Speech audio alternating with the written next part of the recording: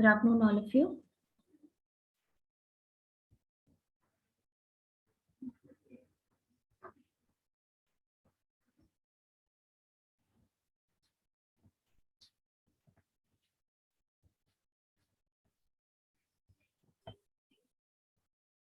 Good afternoon, ma'am. We'll start the class. In the last class, we were doing stages of career, right? In stages of career, we had done 2 stages already. One was exploration and the other one was establishment, right? One was exploration, the other one was establishment. Today, we'll proceed with there are 3 more stages which are defined in the career. The third one is mid-career. Write down, mid-career.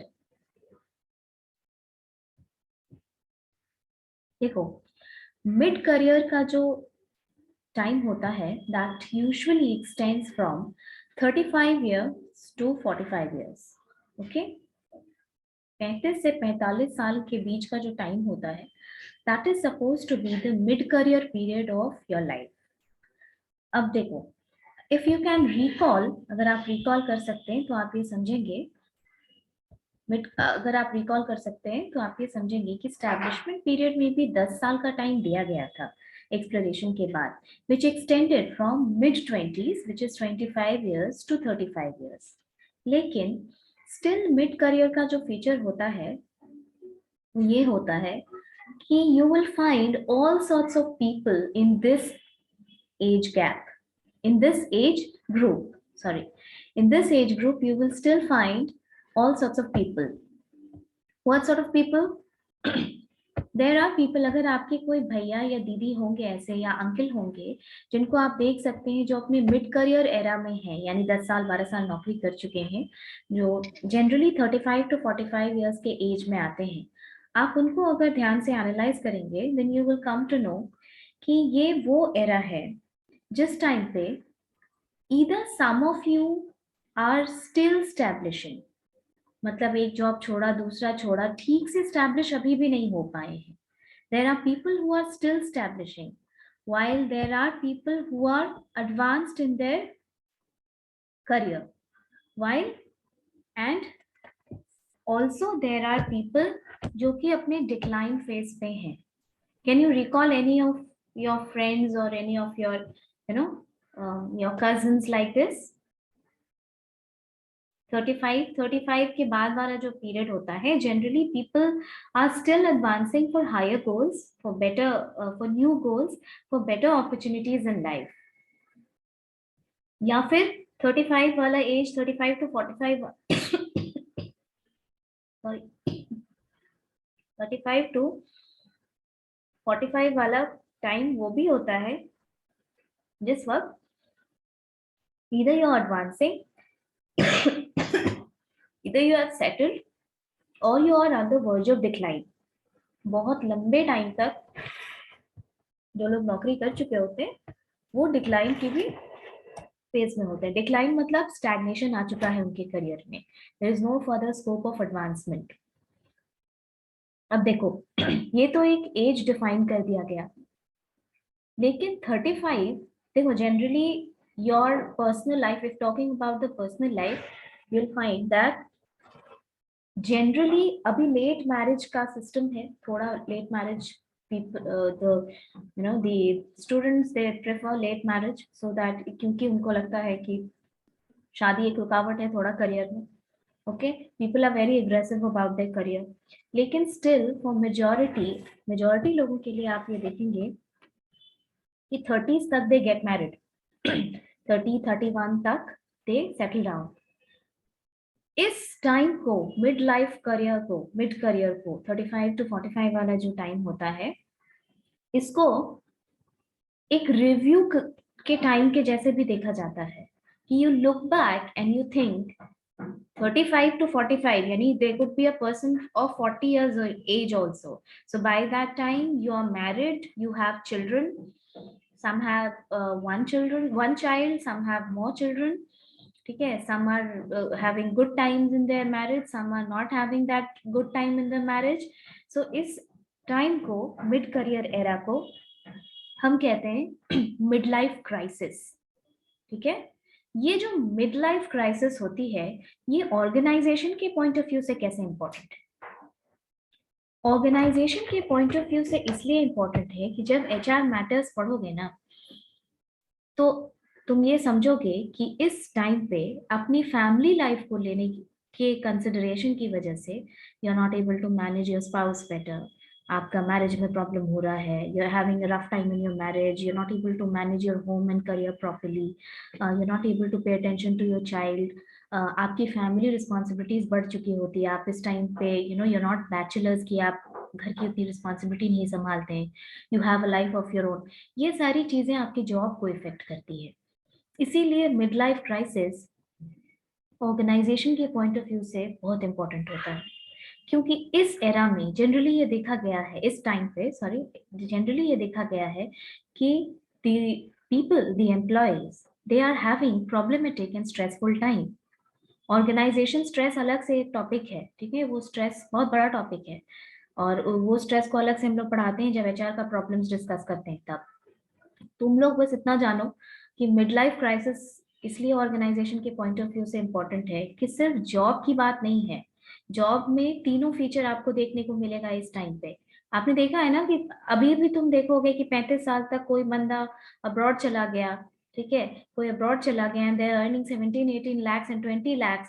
Okay, कोई India में ही है, वो बहुत कमा रहा है, कोई अभी भी सेटल डाउन होने की कोशिश ही कर रहा है, एग्जाम्स के पीछे पड़ा हुआ है कि कोई एग्जाम निकले तो मेरी नौकरी हो। कुछ लोग 12-13-14 साल की नौकरी कर चुके होते हैं and they do not find correct you know opportunity, more opportunities, तो उनका पीरियड ऐसा, उनका जो करियर है वो बहुत ज्यादा फ्लरिश होने वाला लग भी नहीं रहा होता है। ये तीनों फीचर्स आपको इस टाइम पे दिखेंगे। लेकिन एक चीज जो कॉमन होती है कि आपके फैमिली रिस्पॉन्सिबिलिटीज की वजह से ये मिड लाइफ क्राइसिस में ऑर्गेनाइजेशन भी इम्पैक्ट होता है। you'll have a problematic and stressful time। उसका बहुत सारा कारण होता है, हम आपको बताए पर्सनल रीजंस और डुअल करियर रिस्पॉन्सिबिलिटीज। अभी की बात है, husband and wife both are working, जिसकी वजह से लाइफ में तनाव होता है, ठीक है, you are not able to manage your home और job properly, you are not able to give time to your family, this holds true for both the man and the woman. ठीक है, sometimes the child is ignored and when it is ignored it is a headache for both the father and the mother। तो ये चीजें आप organisation भी लेके जाते हैं। ऐसा नहीं होता है कि हमारे पर्सनल लाइफ में जो प्रॉब्लम्स हैं वो हम घर पे छोड़ करके ऑर्गेनाइजेशन जाते हैं। We take it along with us because this is the real cause of stress. ठीक है, इसीलिए और इस करियर के इस एज के बारे में ये बोला जाता है कि जो इस एज में सक्सेसफुल ट्रांजिशन कर लेते हैं, यानी जो इस एज को अच्छे तरीके से निकाल लेते हैं, जिनका स्मूथ होता है, उनको फर्दर करियर एडवांसमेंट की काफी अपॉर्चुनिटी मिलती है। Okay, understood. So mid life crisis एक वर्ड है जो आप इसमें याद रखेंगे। मिड लाइफ क्राइसिस इसलिए बोला जाता है क्योंकि ये वो एज होता है जहां हर तरीके से आपके ऊपर रिस्पॉन्सिबिलिटी का बर्डन होता है, हर तरीके से। आप जॉब में सेटल नहीं हुए होते हैं, अगर ठीक से सेटल हो चुके हैं तो भी आपको न्यू गोल्स चाहिए। This is half the life lived. आप नए गोल्स की तलाश में रहते हैं, बेटर करियर अपॉर्चुनिटीज। आपको जितने मैनेजर्स मिलेंगे ना, जनरली मैनेजर लेवल के जितने लोग मिलेंगे जो कि नॉन एग्जीक्यूटिव से प्रमोट नहीं होके आए, वो आपको मिड लाइफ वाले एज में मिलेंगे, 35-38 ऐसे। और आप देखिए कि उनके लाइफ में तनाव रहता है क्योंकि उनको फैमिली की भी जिम्मेदारी है। ठीक है, marriage comes with a lot of commitment in our society, both for man and woman। Child comes with a lot of commitment, you know, having the plan of having the decision of planning the child comes with a lot of lot of commitment। ये सारी चीजें मिलकर के mid life जो period होता है उसको काफी प्रॉब्लमेटिक और स्ट्रेसफुल बनाती हैं। और ऑर्गेनाइजेशन के लिए ये इंपॉर्टेंट इसलिए होता है क्योंकि फिर ये स्ट्रेस लेके आप ऑर्गेनाइजेशन में काम करने जाते हैं। मिड लाइफ क्राइसिस, कई बार ऑर्गेनाइजेशन फ्री काउंसलिंग भी करती है अपने एम्प्लॉयज को। जो अच्छी ऑर्गेनाइजेशन होती है वो इस चीज को रिकग्नाइज करती है और फ्री काउंसलिंग भी प्रोवाइड करती है कि आपको क्या प्रॉब्लम है। Counselling is always done on a very personal level. talking about your personal hopes, your personal fear, your personal emotions, your personal sentiments, जो आप normally किसी और को नहीं बताते हैं. Okay? So mid career will be a period from 35 to 45 years. Now, come to the next stage of career, which is late career. Late career.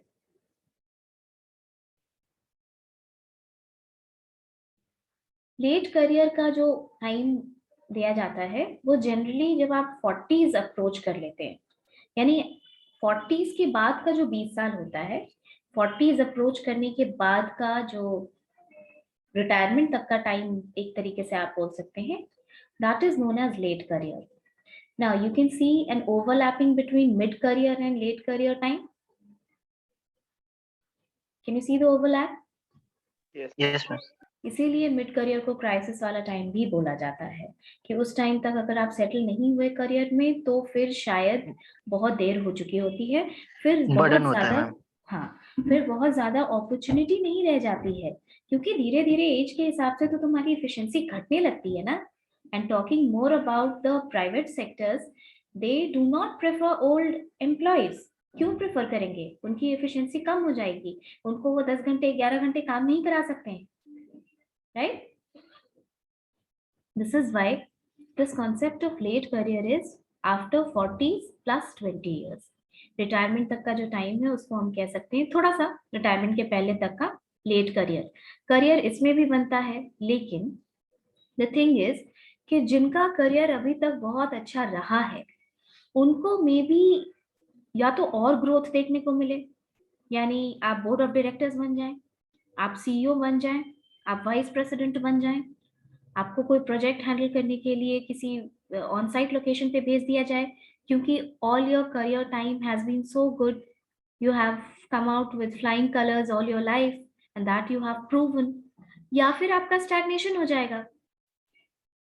45 के आसपास का जो एज होता है 45-50, क्या आईटी कंपनीज कहीं आपको आपको लगता है कि आईटी कंपनीज फ्रेश रिक्रूट करेगी अनलेस कि तुम बहुत ज्यादा स्किल्ड हो?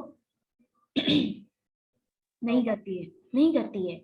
इसीलिए लेट करियर का एक फीचर ये भी होता है कि they lock, you will be locked into your current job. आप जिस जॉब में हैं, for most of them, I am not saying for all of them, जैसे मैंने बोला तुमको कि 50-55 के एज में भी लोग सीईओ बनते हैं, करोड़ों कमा रहे हैं, vice presidents and presidents, but for most you will be locked in your current job. मतलब जो सेफ्टी एंड सिक्योरिटी से चल रहा है, आप प्रेफर करेंगे कि आप बाकी का टाइम वहीं पर काटें. समझ में आया? जी मैम. जिनका जो मिड करियर बहुत अच्छा होता है ना, जिनका मिड करियर का एक्सपीरियंस बहुत अच्छा होता है, जनरली लेट करियर में वही लोग लग्जरी एंजॉय कर पाते हैं. जैसे कि आप देखिएगा कि जो लोग बहुत लेबोरियस थे all the life, you have held very important positions in your life, आप मैनेजर थे, अलग अलग अलग अलग प्रोजेक्ट को हैंडल किया, बहुत मल्टी फैसेटेड मल्टी डायमेंशन आपका नॉलेज है, स्किल्स है. लेट करियर में उनको ऑर्गेनाइजेशन को गाइड करने के लिए मौका वही लोग देते हैं. They get opportunity to just sit back relax, and जो इयर्स ऑफ एक्सपीरियंस की वजह से जो नॉलेज और विजडम उन्होंने गेन की है, उससे ऑर्गेनाइजेशन को गाइड करने की अपॉर्चुनिटी, यानी कि टॉप पोजीशन पे, कहने का मतलब टॉप पोजीशन पे जाके गाइड करने की अपॉर्चुनिटी उन लोगों को दी जाती है. Okay, now come to the last stage of your career, which is the decline phase. Okay. Before that, I would like to ask you a question. All of you participate. Decline phase तुमको समझ में आ जाएगा उससे.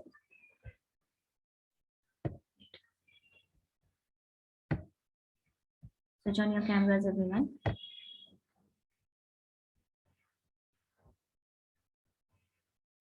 देखो, ये बताओ, अगर अभी जैसे कोविड का टाइम था, तो क्या हो रहा था ऑप्शन, अगर यूनिवर्सिटी एग्जाम कंडक्ट नहीं करती है तो आप क्या करते हैं?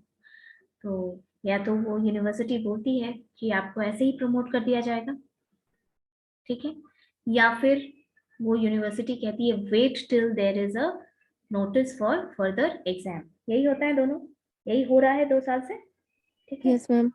जब ये अनाउंस होता है कि प्रमोट कर दिया जाएगा, तो कैसे लोग खुश होते हैं? सब कोई खुश जो नहीं एग्जाम होता है, से भागते हैं, ओके, जो एग्जाम से भागते हैं, और क्योंकि सब जो खुश नहीं नहीं होते हैं, पढ़ा होता है, जो रेडी नहीं होते, पढ़े हुए नहीं होते। पढ़ा नहीं तो उसको ओके पढ़ा नहीं है, मैम जो टाइम पे डिग्री कंप्लीट करना चाहते हैं। तो टाइम पे डिग्री तो प्रवीण मैम जो लोग अनीशा मैम। कॉलेज के साइड में कुछ और करना चाह रहे हैं उनके लिए, मतलब वो कॉलेज बस मतलब नाम नाम करे बट उनका यस कोर्स, मैम। तो वो भी खुशी है उनको। अच्छा, और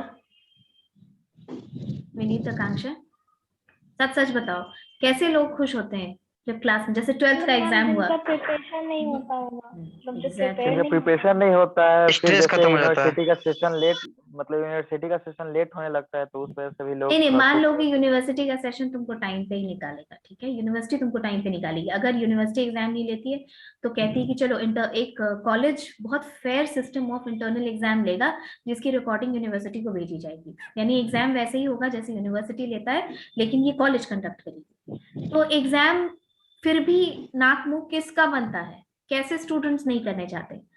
जो मीडियोकर जो स्टूडेंट्स होते हैं। प्रिपेयर नहीं हो पाते हैं। प्रिपेयर क्या, प्रिपेयर तो तुम लोग कभी नहीं होते हो जब तक एग्जाम का डेट नहीं आता, ठीक है, तो कितना भी लास्ट लास्ट मोमेंट तक बनाते रहोगे, प्रमोट ही हो जाए, ठीक है। देखो, लेकिन स्टिल दो students who have been mediocre, mediocre in the sense कि ठीक है, मतलब नहीं पढ़ने से भी काम चल जाए तो ठीक है, कौन मेहनत करेगा। लेकिन जैसे 12th का एग्जाम हुआ, इस बार तो हिस्ट्री एकदम बन गया कि सीबीएसई का 12th का रिजल्ट, सीबीएसई का 12th का एग्जाम, जो कि इतना टफ एग्जाम होता है, CBSE 12th is like milestone of your life, और उसके रिजल्ट पे कितने बच्चे आईआईटी में जाते हैं, कितने बच्चे नीट कंप्लीट करते हैं, कितने बच्चों का कहाँ दिल्ली यूनिवर्सिटी, जेएनयू वगैरह में ग्रेजुएशन के लिए एडमिशन होता है। सो 12th का result is like a very big milestone of your life. लेकिन 12th का रिजल्ट इक्वली हॉरिफाइंग भी है, राइट। 12th का जो एग्जाम होता है वो इक्वली हॉरिफाइंग है, बहुत बच्चे फेल हो जाते हैं, कंपार्ट लग जाता है, तो उनको पीछे से फिर कंपार्ट का एग्जाम देना होता है, प्लस एक सोशल रेपुटेशन अलग से खराब होता है कि फेल हो गया, इसको कंपार्ट देना होता है ना ये सब। Similar is the thing with this decline stage of career. ऐसे एम्प्लॉयज हमेशा रहते हैं ऑर्गेनाइजेशन में जो थ्रू आउट एक मीडियोकर एम्प्लॉय ही बन के रहते हैं, चाहे उनको कितनी भी ट्रेनिंग दी गई हो, चाहे उनको कितना भी अपग्रेड करने की कोशिश की गई हो, चाहे मार्केट में कितनी भी अच्छी अच्छी स्किल्स आ गई हो, they did not have that motivation to improve themselves, they did not have that that drive to improve themselves and become the best. They were hesitant, they were introvert. उनको लगा कि काम चल रहा है ना, एम्प्लॉयमेंट चल रही है, पैसा आ रहा है, बस हमको इसी से मतलब है, मुझे लीडर नहीं बनना है, मुझे देश नहीं संभालना है, मुझे कुछ आगे नहीं करना है, मुझे इनोवेट नहीं करना। ऐसे लोग होते हैं।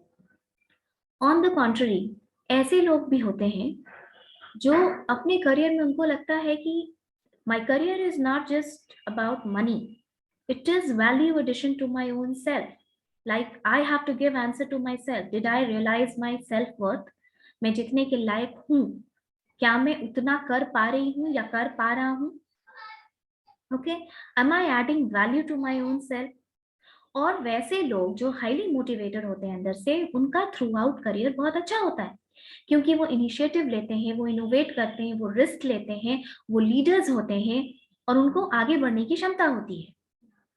तो जो डिक्लाइन पीरियड होता है, ये इन दोनों के लिए अलग अलग फीलिंग्स लेके आता है। जो थ्रू आउट मीडियोकर रह गए, वो तो फ्रस्ट्रेटेड रहे पूरा टाइम कि अरे ये मुझसे बेहतर है, ये मुझसे बेहतर है, लेकिन वो ये भी जानते हैं कि मेरी तो कैपेबिलिटी है ही नहीं, राइट।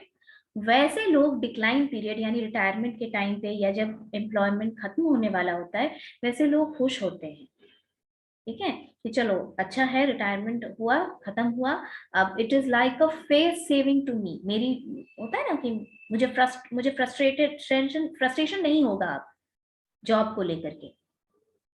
ऑन द अदर, जैसे वही सिमिलर एग्जांपल जो हमने अभी किया कि जिस बच्चे को ऐसे भी 40% आना था, ठीक है, 40-42% आता है एग्जाम देके बहुत पढ़ के भी, अगर उसको पास करके किसी तरह इंटरनल और इधर उधर का मार्क्स जोड़ करके 50% कर दिया जाए तो उसके लिए तो बहुत अच्छा सिचुएशन है ये, तो वैसे लोग खुश हो जाएंगे। लेकिन वैसे लोग जिन्होंने पूरी साल मेहनत की, जो बीबीएम के बाद, देखो अभी तुम लोग को मालूम नहीं चल रहा है कि किसका किसका मोटिव क्या है लाइफ में, वो बताया भी नहीं जाता है। ये कहा भी जाता है कि आप अगर किसी चीज के लिए बहुत मोटिवेटेड हैं तो वो दूसरे से शेयर मत कीजिए। वो motivation is a kind of energy जो आपके अंदर से निकल जाती है। आपको कुछ करना है, just focus on your goal and do not tell this to anyone else. हो सकता है यहाँ पे लोग कैट की प्रिपरेशन कर रहे होंगे, तो वो बहुत अच्छा प्रिपेयर किए होंगे बीबीएम को। उनको लगता है कि अगर हम एग्जाम देते, फेयर सिस्टम होता, तो मेरे साथ मुझे अगर 80% आया है तो ऐसे थोड़ी कि ये मीडियोकर को भी मेरे बगल में 80% आ गया, तो उनके लिए वो फ्रस्ट्रेशन है कि नहीं?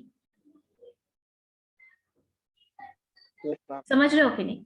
वही होता है कि जिनका करियर बहुत अच्छा जाता है, this period marks a kind of dissociation from them. And career start में ही हम तुमको बोले कि career is not just about money, it is your identity. आप आइडेंटिटी छोड़ते हैं अपनी, जब आपका रिटायरमेंट होता है, you leave your identity. Right now you just have your identity as a student of Simaj College.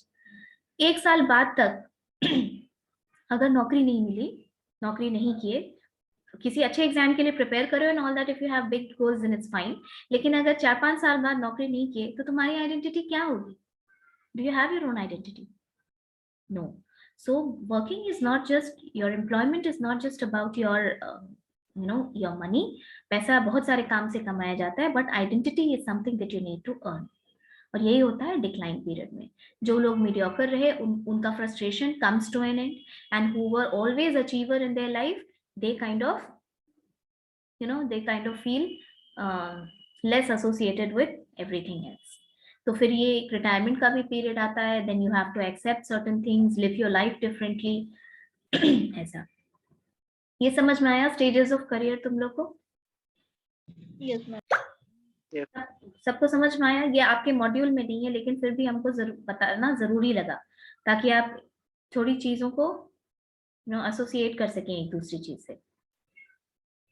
Okay, now we come to the next topic of your module, which is career planning. अब बताओ, career planning में ये बताओ, पहले goal set होता है या पहले पाथ सेट होता है? गोल गोल सेट। जो कोई कह रहा है कि पाथ सेट होता है, पहले हम रास्ता तय करते हैं फिर गोल सेट करते हैं। No ma'am. No yes no ma'am, पहले गोल सेट करते उसके बाद Yes, रास्ता। ma'am. Yes ma'am. Who sing? Praveen? Ma'am Muskan. Muskan? No, Muskan set के पहले गोल सेट करते हैं, लेकिन प्रवीण Yes, ma'am. सेट के पहले पाथ सेट करते हैं। यानी प्रवीण के हिसाब से आप पहले 100 मीटर आगे चलते हैं, फिर डिसाइड करते हैं कि लेफ्ट चलना है कि राइट चलना है।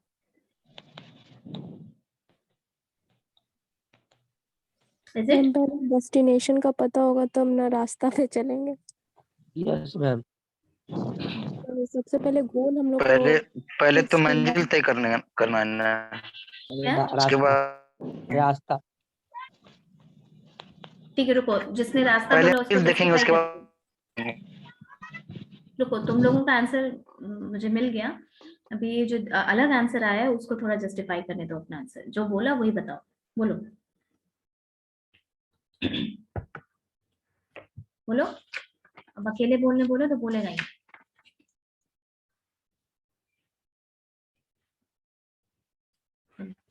तो एक यूनानिमस डिसीजन आया कि पहले गोल सेट करते हैं and then we decide the path. Yes ma'am. Yes ma'am. आप पहले ये Yes, डिसाइड ma'am. करते हैं पहले कि आप गोल सेट करेंगे मैम। आप ये डिसाइड करते हैं पहले कि पहले एमबीए करना है हमको, ये आप सोचते हैं। उसके बाद आप जुगाड़ लगाते हैं ढूंढने का कि कैट से पास करें कि जैट से पास करें, कि किस कॉलेज में जाना है, कहाँ से बेटर स्कोप है, क्या पढ़ना होगा उसके लिए, राइट। ऐसा कभी नहीं होता है किसी के लिए कि ऐसा कभी नहीं होता है किसी के लिए कि हिस्ट्री पढ़ने में मजा आ रहा है तो चलो यूपीएससी का एग्जाम दे लेते हैं, ऐसा नहीं होता है। पहले आपको यूपीएससी का एग्जाम के लिए डिटरमिन्ड होना होता है कि आपको यूपीएससी लिखना है, आईएएस बनना है, ठीक है, या फिर यूपीएससी से दूसरे पोस्ट लेना है। And then you look at the syllabus कि एक बार जब दिमाग में बिठा लिया कि मुझे ये काम करना है, then you go on deciding various means to achieve your target. और गोल सेट करने का जो मेन मोटो होता है वो यही होता है कि एक बार दिमाग में गोल बिठा लिया कि मुझे ये करना है, देन आपकी बॉडी, आपका माइंड ऑटोमेटिकली आपको उस तरीके से ड्राइव करता है कि अब कम वॉट में जो भी हो जाए, हिस्ट्री पढ़ना पड़े, ज्योग्राफी पढ़ना पड़े, इकोनॉमिक्स पढ़ना पड़े, इधर उधर ये सब आर्ट्स वाला सब्जेक्ट भी जो कभी नहीं पढ़े लाइफ में वो भी पढ़ना पड़े, तो हम पढ़ेंगे क्योंकि आपका गोल का मोटिवेशन इतना हाई है। अंडरस्टूड? सॉरी, समझ में आई? अब लिखिए करियर प्लानिंग के लिए थोड़ा सा लिखिए कि आपके मॉड्यूल में भी है। Right down what is career planning.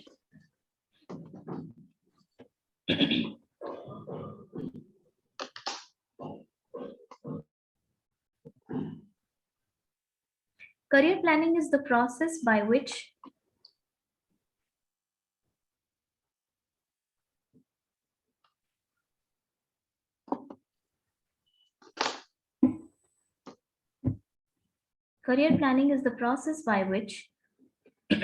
one fixes career goals,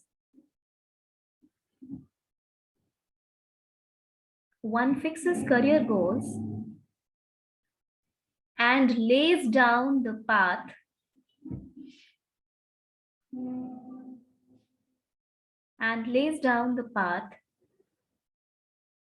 to achieve these goals.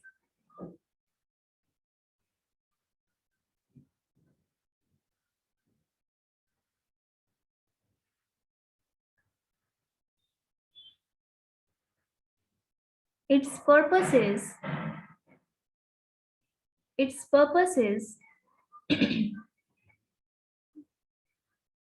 to provide continuity, order, and meaning to one's life.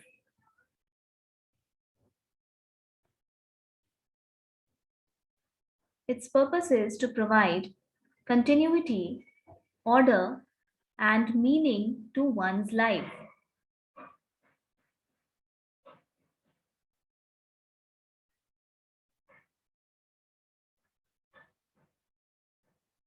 But from the organization's point of view,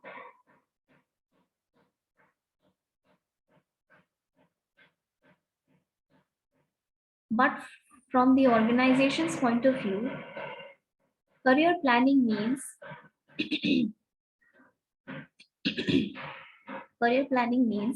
helping the employees to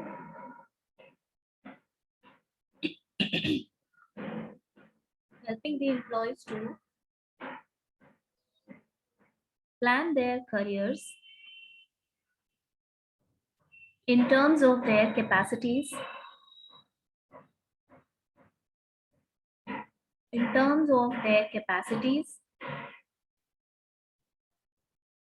and organization's need.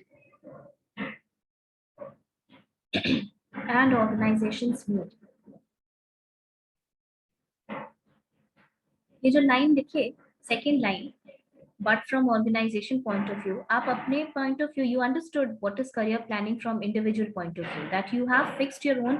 See, career as a matter is very, very personal. We all have different reasons and personalized reasons to pursue certain career. You all know this कि हम जैसे कुछ exams, कुछ career ऐसा है जो power oriented है. We want that power, that is why we are inclined more towards the career. Some people are not inclined towards those career because that is not money oriented. The others are oriented towards entrepreneurship because this career has a lot of money. Some career are completely out of the interest that you have. जैसे the other day someone from BBM was saying कि मुझे designing करनी है, designing में interest है, क्योंकि ये सारी चीजें हमारे दिमाग में फीड नहीं की जाती है. As a generally as a Bihari we don't grow up to become a painter और डिजाइनर और something like that. But since she said that, इसका मतलब है कि उसको जेन्युइनली उस करियर में इंटरेस्ट है. किसी को स्पोर्ट्स में इंटरेस्ट है, एंड स्पोर्ट्स और इस तरीके की जो आर्ट वाली चीजें होती हैं generally these are born out of passion. तो आपको पैशन है, so we have our own individualised reasons to join certain career.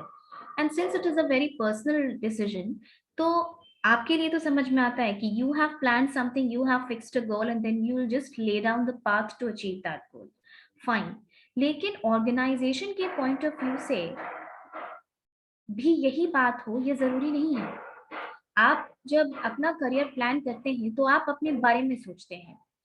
Sometimes it will happen that you may not be able to recognize your strengths and weaknesses in context of the organization in which you are working.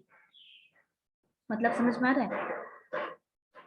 मतलब तुमको लगता है कि तुम बहुत competent हो manager बनने के लिए, तुम अभी असिस्टेंट मैनेजर हो ऑर्गेनाइजेशन में, और तुमको लगता है कि तुम मैनेजर बनने के लिए कॉम्पिटेंट हो, लेकिन ऑर्गेनाइजेशन को ऐसा नहीं लगता है. ठीक है, ऑर्गेनाइजेशन को ऐसा नहीं लगता है कि तुमको इस साल मैनेजर का पोस्ट दिया जाए. Fine. Maybe the organization feels that you need more training, you need more exposure. All these things, they create a lag between your career goals and organizational career goals planned for you. Getting my point or not?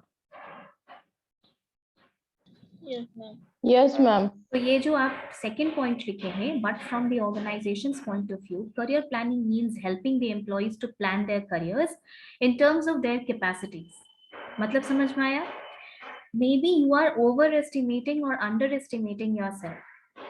ठीक है, you are not doing appropriate estimation as the organisation has done for you. तो आपकी capacity शायद उससे ज्यादा है और आप नीचे के पोस्ट पे हैं. Then the organization will lay down the path to make you climb up the ladder. But sometimes it also may happen कि organization को नहीं लगता है कि आप इतने competent हैं कि आपको next post पे तुरंत promotion दिया जाए 3 साल बाद. Maybe you need some more time to settle at the lower position and learn more through learning and experience. Okay, this is the meaning of personal capacities. And there's one more term, within the context of organizational needs. इसका क्या मतलब हुआ, कोई समझा सकता है?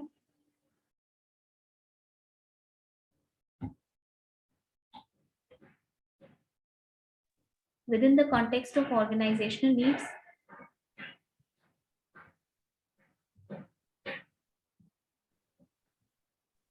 Organisation की need के हिसाब से एम्प्लॉयज को ट्रेन करना. अगर हम इस फील्ड में अगर घुस रहे हैं तो उस हिसाब से वो एक्सपर्टीज के लिए उनको ट्रेन करना. ठीक है, और भी इस चीज को ऐसे समझो, मान लो ऑर्गेनाइजेशन की नीड है कि it has undertaken a project in Chennai. That's a new project. It has undertaken a project in Chennai.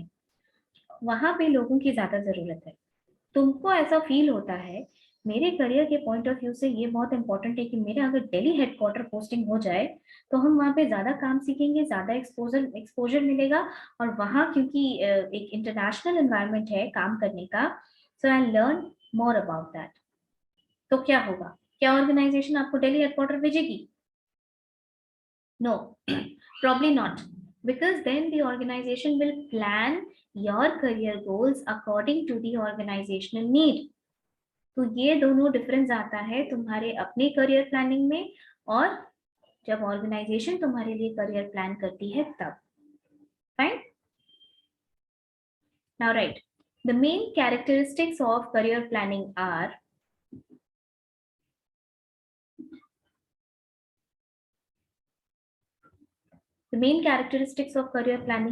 number 1, जल्दी जल्दी लिखते जाओ.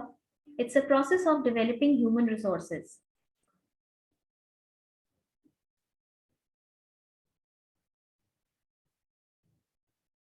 It is a process of developing human resources.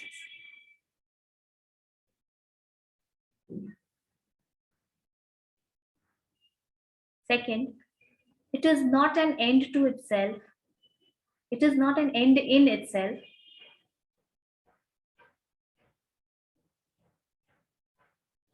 It is not an end in itself, but a means to manage people, to obtain results.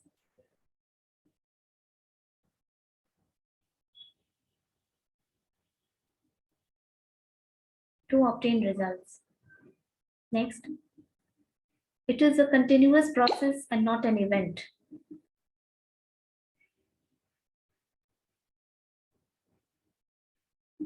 It is a continuous process and not an event.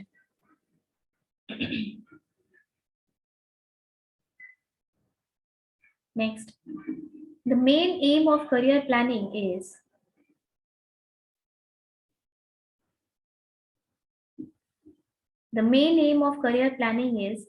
integration of individual and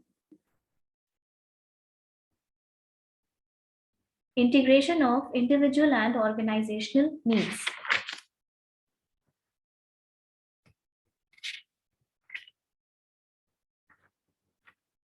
Okay? Integration of individual and organizational needs.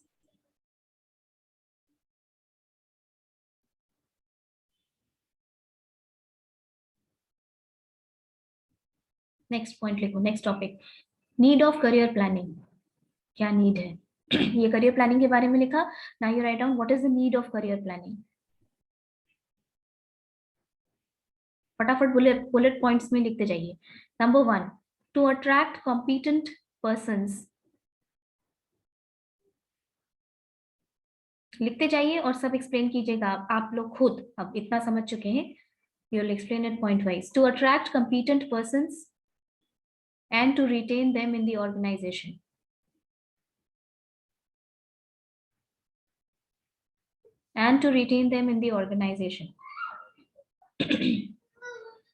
Next, to provide suitable promotional opportunities.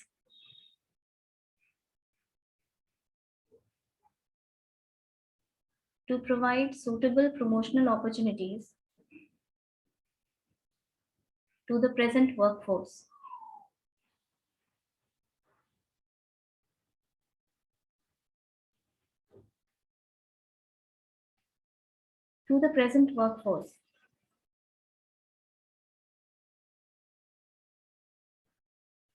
Third, to enable the employees to develop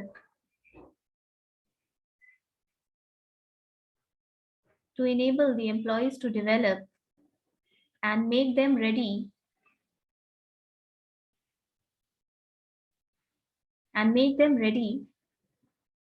to meet future challenges.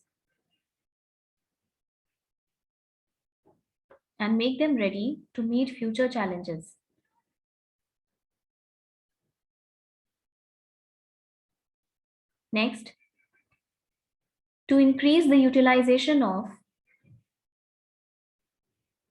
managerial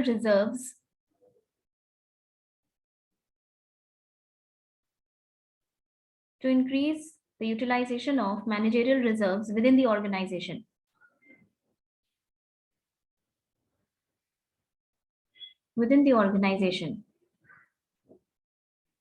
Next, to improve motivation and morale of the employees.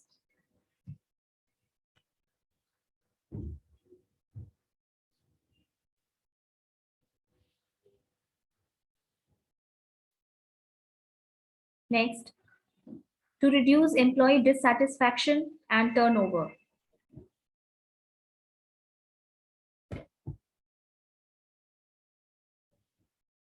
To reduce employee dissatisfaction and turnover. Next, to maintain age balance.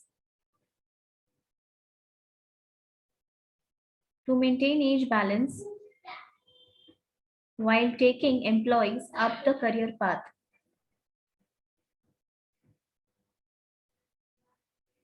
while taking employees up the career path.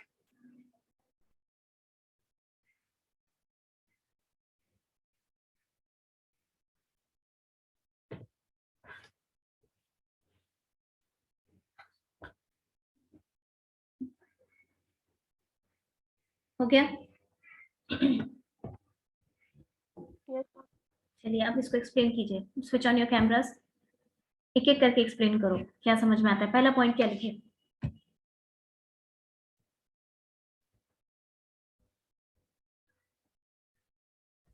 To attract a competent person and to retain them. मतलब अगर कोई बंदा बहुत competent होगा, say for example you are a very competent person, you are competitive in nature, you are always willing to rise the ladder up the hierarchy, fine. What will happen? What will happen is that you will always like to, you know, find opportunities to make your career better and better. In that case, if the organization does not provide you with suitable career opportunities, it is very very expected that you will leave the organization fast. The second thing is, अगर आप किसी organisation के बारे में जानते हैं कि यहाँ तो प्रमोशन होता ही नहीं है, ग्रोथ के कोई चांसेस नहीं है, there is no opportunity for career advancement, it is very much expected of a competent person that that person will refuse to join that organization. ठीक है? तो किसी competent person को ज्वाइन कराने में और उसको रिटेन कराने में करियर प्लानिंग अगर ऑर्गेनाइजेशन की अच्छी है, then he'll be willing to join. Next point.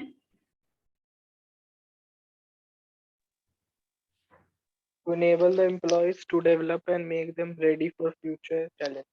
Okay, career planning का मतलब क्या होता है कि you are designing, what does an organization do when it does career planning for the employees? It gives them a path, a ladder to climb up. Okay, so उस ladder पे चढ़ने के पहले what happens is that at a certain position you are given enough training, enough experience to, you know, make you prepared to go and handle responsibilities at the higher position. So in a way there is a development of human resources. Next.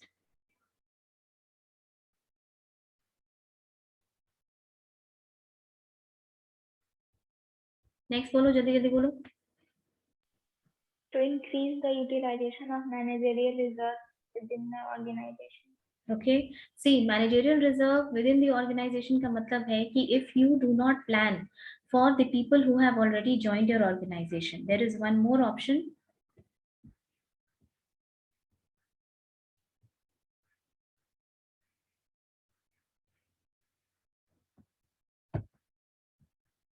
Wait, there is a miss. That way, there are some restrictions. Okay, Praveen, then there are some restrictions there in the, when we are taking online classes, we are not seeing you face to face. So in that case, if there is any kind of discrepancy, you could have raised your hand later and answer. Fine. We have the restriction of time, we have restriction of not being face to face. So इसमें कोई problem नहीं है. I know that people understand, it's just that I wanted to make the class interactive. You can do it later also.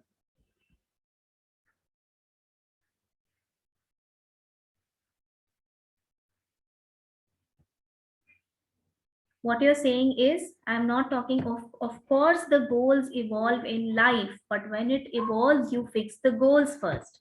This is what I'm telling you. कि 10th तक पता नहीं होता है कि क्या स्ट्रीम लेना है, is fine. बट जब आपको पता होता है, इसका मतलब है जब आपने पता कर लिया तो आपने गोल सेट कर लिया कि अब आपको साइंस पढ़ना है, अब आपको नीट का एग्जाम देना है, अब आपको इंजीनियरिंग का एग्जाम देना है. Even if you cannot get through those exams, उसके बाद आप एक न्यू गोल सेट करते हैं. ठीक है? ऐसा तो नहीं है कि अगर आपका आईटी में सिलेक्शन नहीं होगा तो आप आगे पढ़ाई नहीं करेंगे. 4-4, 5-5, 10-10 साल की नौकरी छोड़ करके, and then this is why I gave you the example of commission exams. These have people from all round, those who have been thoroughly unemployed, those who have 6 years, 7 years of service, those who have tried for 6 years. ठीक है? But then you fix the goal. Once you fix the goal, we then lay down the path. It's okay if you did not say this, it's okay. You offend होने वाली कोई बात नहीं. Coming back to our point, we Develop, this means the development of human resources within the organization, providing opportunity to people who are already working. बाहर से भी manager को ले आना is a solution, जो हम तुमको अगले क्लास में एक टॉपिक है सक्सेशन प्लानिंग, तुम्हारे मॉड्यूल में भी है, उसमें पढ़ाएंगे. Next point. To improve motivation and morale of the Obviously, if you have further chances, अगर आपको कॉलेज में अच्छा लगता है, अगर आपको ये लगता है कि there is an opportunity for placement, there is an opportunity for industrial visits and all those kind of things, it will keep you happy, your morale, your productivity is going to increase. वही होता है कि अगर आप assistant manager join करते हैं और आपको ये लगता है कि manager तक जाने का scope है यहाँ पर, then you look forward to working and getting promoted. Next point. to reduce employee dissatisfaction and turnover. Same thing. If there is a possibility of career planning, आपको दिख रहा है कि आपका करियर ग्राफ यहाँ अच्छा जा सकता है, then आपका डिससैटिस्फैक्शन तो कम होगा ही, ऑर्गेनाइजेशन छोड़ने के बारे में भी आप नहीं सोचेंगे. ऑर्गेनाइजेशन छोड़ने के लेबर टर्नओवर का पर्सनल रीजंस भी होता है, जिसको कि हम अनअवॉइडेबल फैक्टर्स में मानते हैं. सो जो अवॉइडेबल फैक्टर्स हैं वो ये हैं कि डिससैटिस्फैक्शन नहीं है, तो आप छोड़ने के बारे में कम सोचेंगे. Next. To maintain age balance while taking employees up ये the पॉइंट career. को होल्ड पे रखो. ये पॉइंट हम नेक्स्ट क्लास में थोड़ा सा ये समझाना होगा कि नॉन एग्जीक्यूटिव से जब लोग प्रमोट होते हैं तब क्या होता है, और एग्जीक्यूटिव कैडर से प्रमोट होके आते हैं तब क्या होता है.